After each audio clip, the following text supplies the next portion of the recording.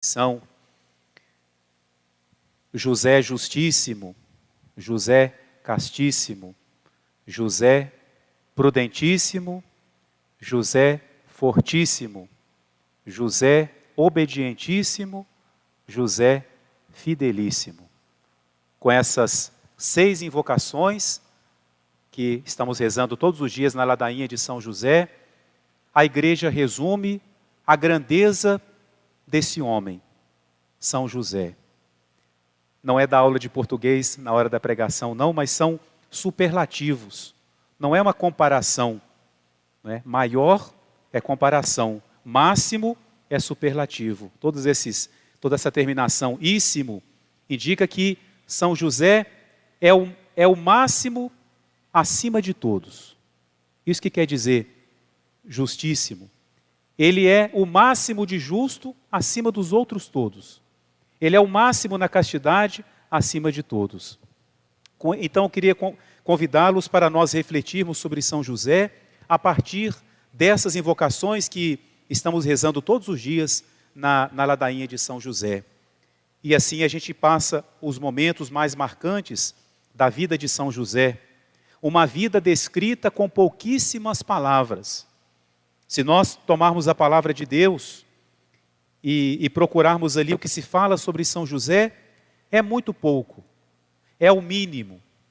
Mas, por outro lado, é o suficiente, foi o suficiente para deixar registrado para nós, para nosso exemplo, quem foi esse grande santo. Tanto maior, quanto mais se escondeu. Tanto mais eloquente, quanto menos falou. Nunca parei para fazer essa análise, essa pesquisa, mas das pessoas importantes mencionadas na Bíblia, São José é um dos poucos dos quais não se registra uma única palavra. A Bíblia fala de São José, nos conta aquilo que ele fez, mas não se registra uma palavra. Uma conclusão a gente tira. Era um homem que falava pouco, mas com seu silêncio dizia tudo. Não precisava muito das palavras, porque ele manifestava a sua fé, o seu amor, com as suas obras. Então, se fala muito pouco. Mas uma das primeiras coisas que a Bíblia fala de São José é que ele era um homem justo. E a igreja acrescenta, ele era justíssimo. Nós hoje temos a ideia de justo daquele que não prejudica os outros, aquele que não comete uma injustiça. Nós olhamos muito mais a justiça hoje naquilo que se refere ao próximo. Mas o sentido bíblico do justo não é isso. É isso e muito mais, né? Justo é aquele que adere à vontade de Deus. Justo é aquele que caminha na lei de Deus. É o Salmo 1. Bem-aventurado o homem que não caminhou pela estrada dos ímpios, dos infiéis, mas na lei de Deus ele medita. Então o justo é aquele que adere, ou seja, une, abraça, coloca em prática a vontade de Deus. Então nós já entendemos que São José merece o nome de justíssimo, porque ele abraçou com amor, com todo o coração, com toda a alma, com todo o entendimento, a vontade de Deus. Ele era um homem justo. O seu critério de ação nunca foi o seu próprio interesse, mas sempre a vontade de Deus.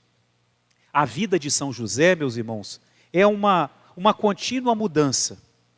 É como alguém que está numa direção e de repente lhe diz assim, não, agora é por aqui. Aí quando a pessoa pensa que agora é por aqui, não, é para cá. E ele nunca errou nesse caminho, porque ele era justíssimo. Ele abraçava a vontade de Deus e Deus o conduzia.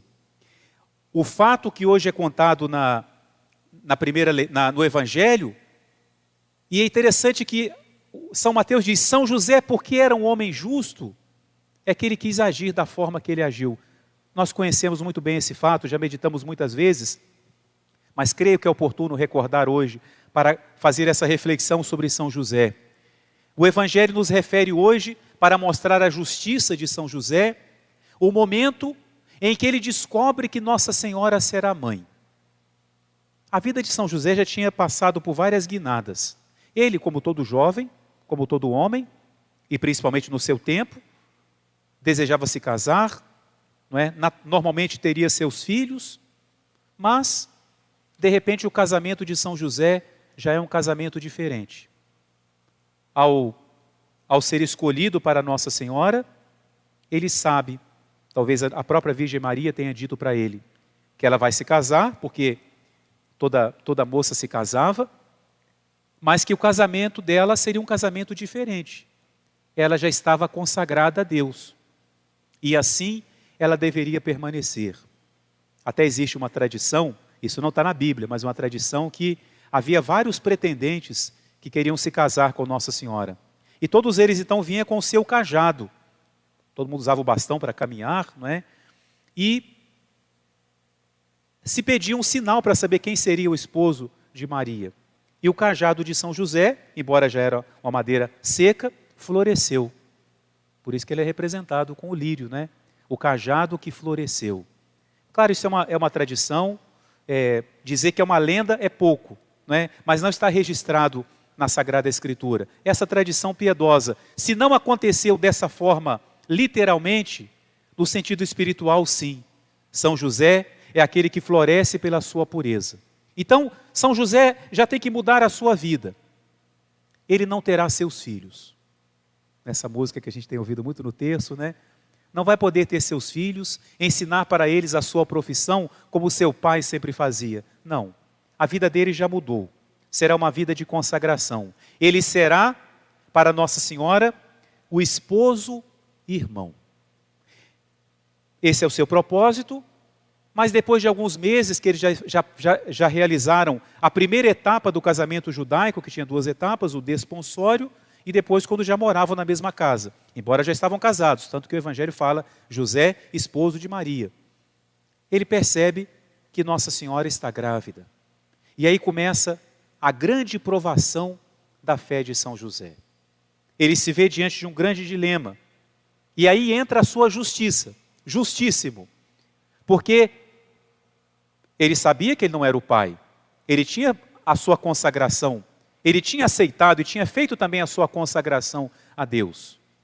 Mas por outro lado, as evidências diziam que Nossa Senhora ia ser mãe. E São José também tinha certeza da santidade de Nossa Senhora, da fidelidade à sua consagração e da sua fidelidade a ele também. Então isso para São José não havia dúvida, não estava em discussão. A santidade de Nossa Senhora, a fidelidade da Virgem Maria. Mas ele não podia negar que ela estava gerando uma criança.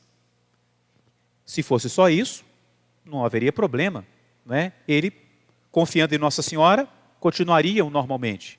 O problema é que São José sempre quis aderir à lei de Deus, sempre praticou a lei, sempre obedeceu aos preceitos divinos. E a lei dizia que a mulher adúltera, o adúltero, tinha que ser denunciado. Nós ouvimos outro dia no Evangelho, né, os fariseus levando a Jesus, a mulher adúltera, para ser apedrejada. Então a lei dizia que Nossa Senhora tinha que ser apedrejada. Imaginem, meus irmãos, isso na mente de um esposo, que confia plenamente na sua esposa. Imaginem isso na mente de São José, que aceitou essa missão de ser o esposo e irmão de Maria. E agora, de repente, ele está diante de algo que contradiz a lei. Então, por um lado, eu confio em Maria, eu confio na minha esposa, mas por outro lado, eu sigo a lei de Deus. Não é a lei dos homens, é a lei de Deus, é a lei que naquele momento Deus tinha estabelecido. O povo era tão infiel, estava tão longe de Deus, que Deus punia com castigos muito severos. José é justíssimo. Confiar em Nossa Senhora e obedecer à lei de Deus. Mudando um pouco a ordem das invocações, nós podemos passar agora para José prudentíssimo. O que é a virtude da prudência? É aquela virtude que me ensina a agir corretamente. É a virtude que me leva a tomar as decisões certas. Mas o prudente não é aquele que tem essa sabedoria por si mesmo. Não é aquele que decide o que vai fazer pela sua sagacidade, pela sua habilidade natural, humana. Não. O prudente segundo a fé, é aquele que escuta a Deus, é aquele que procura entender qual é o plano de Deus, qual é a decisão que ele deve tomar que mais vai agradar a Deus. Não a que vai ser mais fácil para ele, mas a que vai agradar a Deus. E São José, então, na sua oração, ele encontra o caminho. Um caminho que, mais uma vez, iria mudar a sua vida. Não vai mais ter seus filhos, ia ser o esposo e irmão de Maria, não vai mais. Não vai mais ser o esposo de Maria. Ele vai ser agora um fugitivo. Ele vai ser um forasteiro. Vai viver errante, vai embora, vai se perder no sentido de que vai para um lugar desconhecido e vai levar nos seus ombros toda uma culpa que ele não tem. São José pensou assim: eu abandono Maria, e o que todos vão dizer? Esse homem é um irresponsável, abandonou a sua esposa grávida, foi embora quando ela mais precisava dele. Toda a culpa cairia sobre São José. Ele não pensou em si, ele pensou na sua família, ele pensou na lei de Deus, ele pensou no amor que ele tinha por Nossa Senhora, e estava decidido.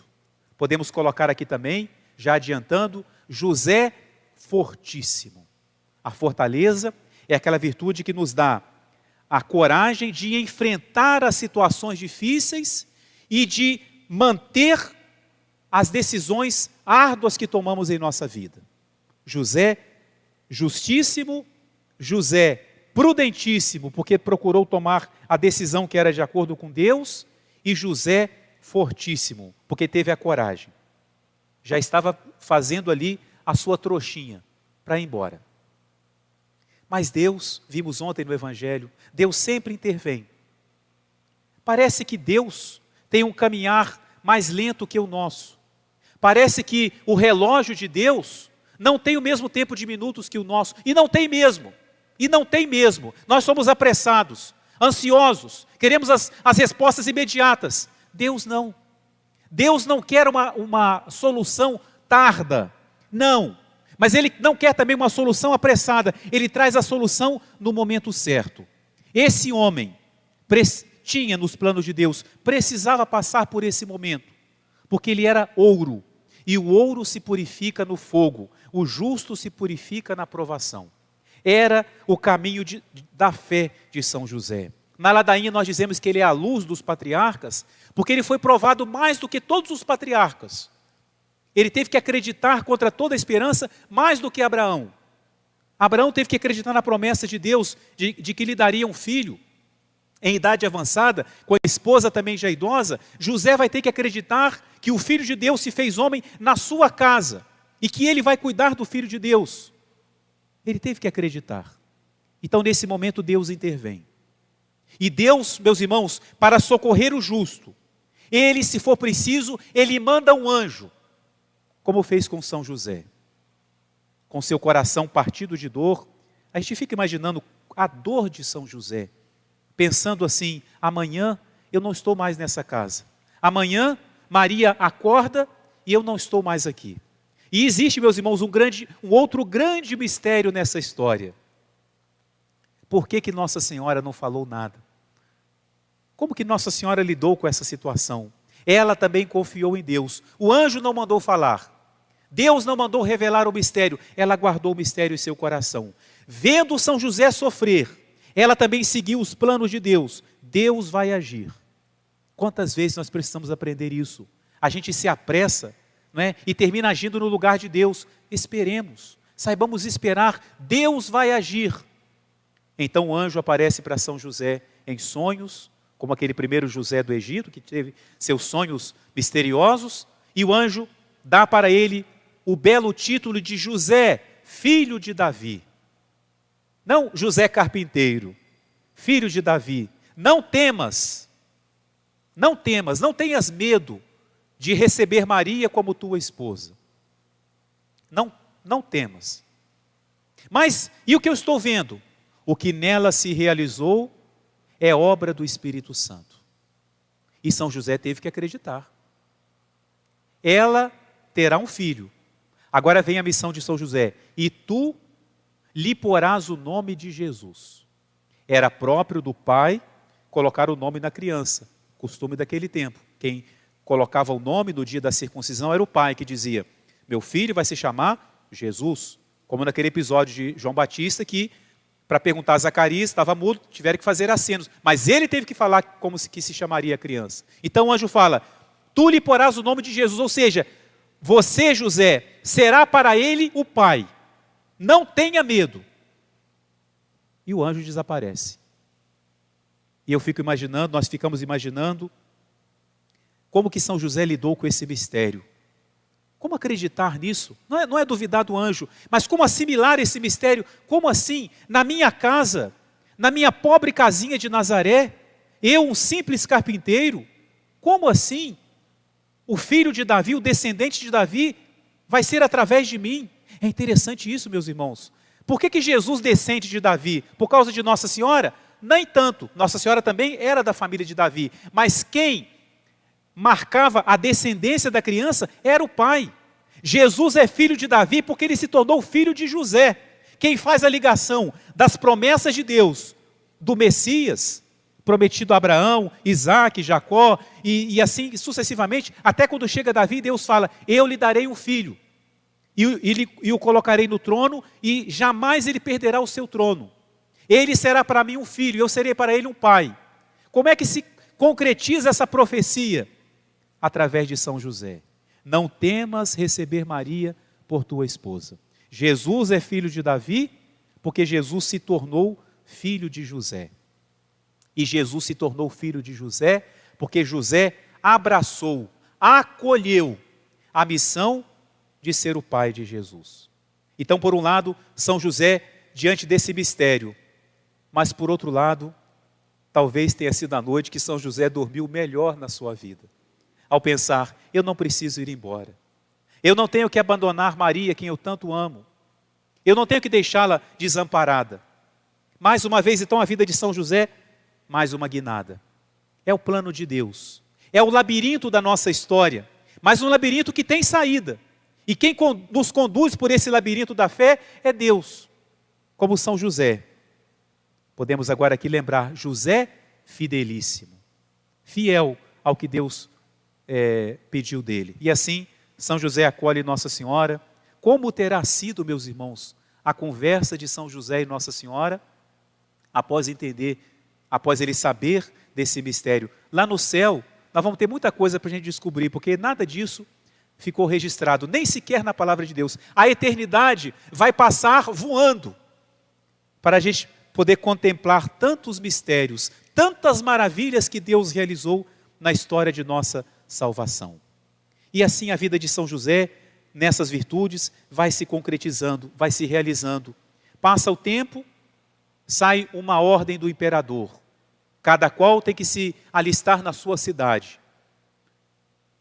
José podia falar: não, eu não vou. A minha esposa está grávida, está chegando já a época do nascimento, eu não vou fazer essa viagem. Mas ele era obedientíssimo. Era a lei, vamos cumprir a lei.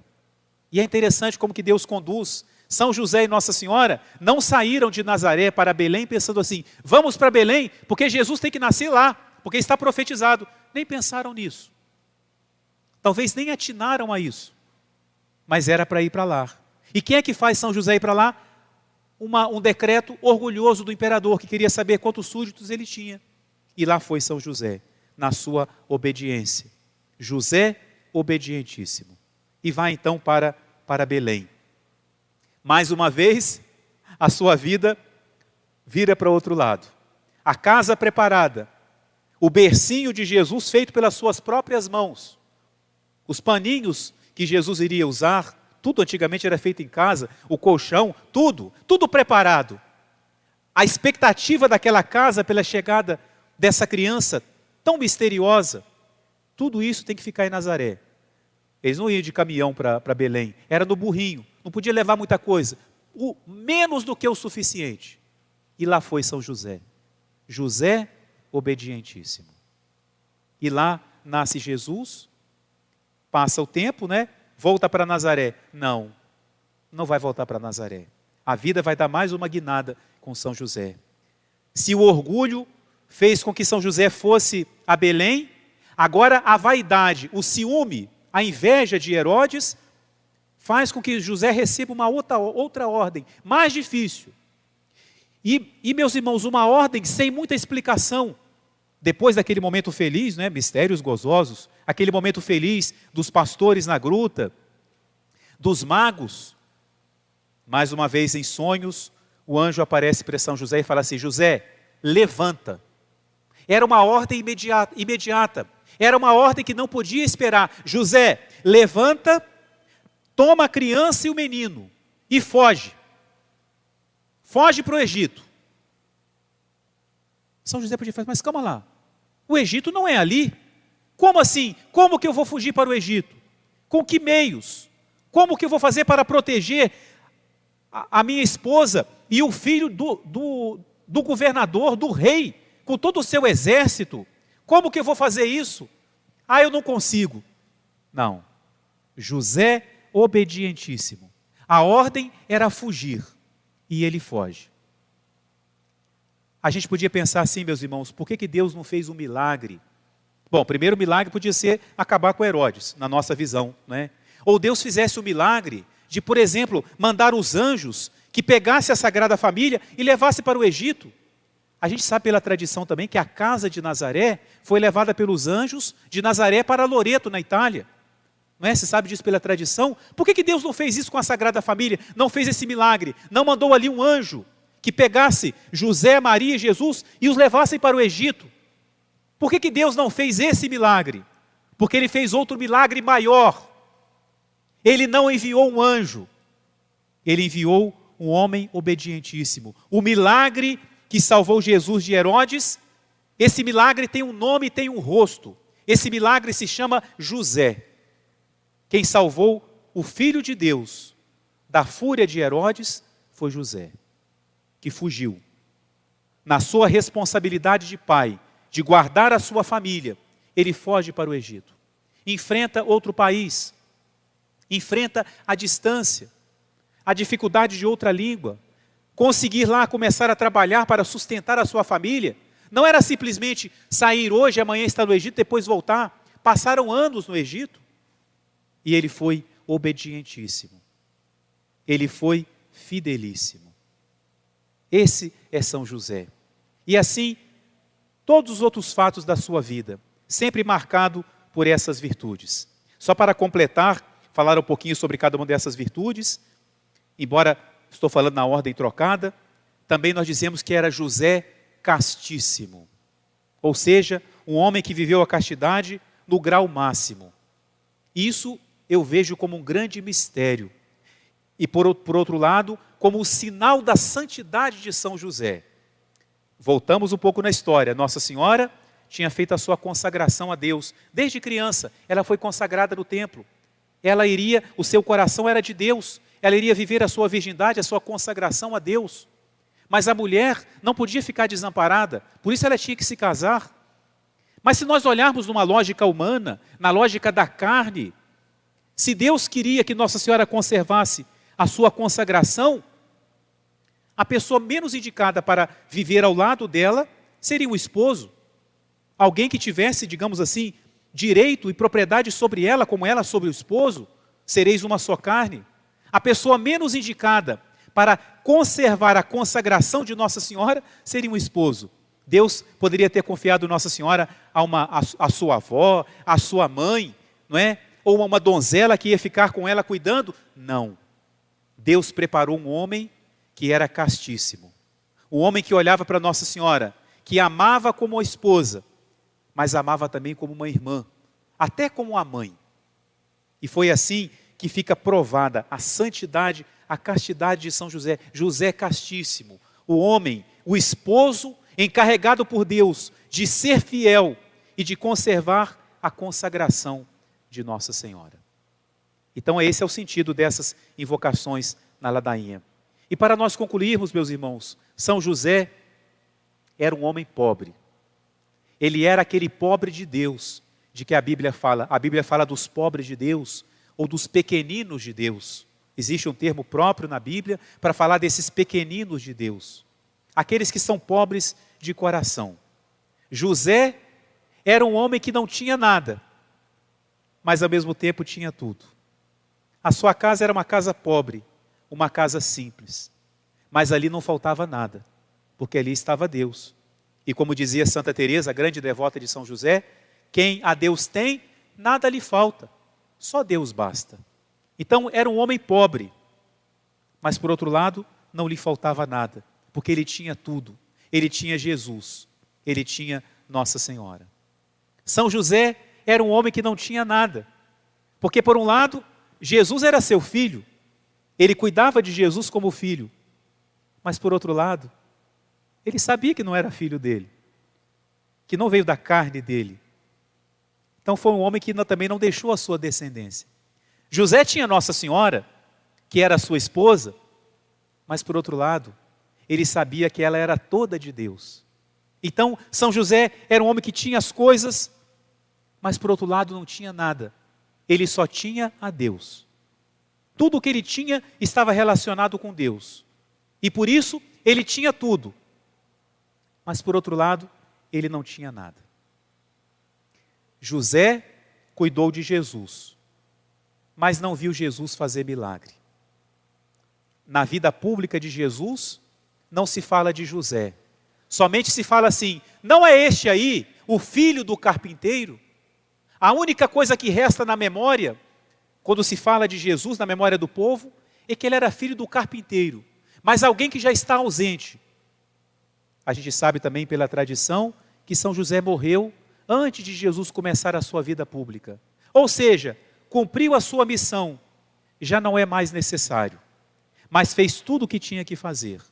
E cai no silêncio. Claro, vai para junto de Deus. Terminou a sua missão.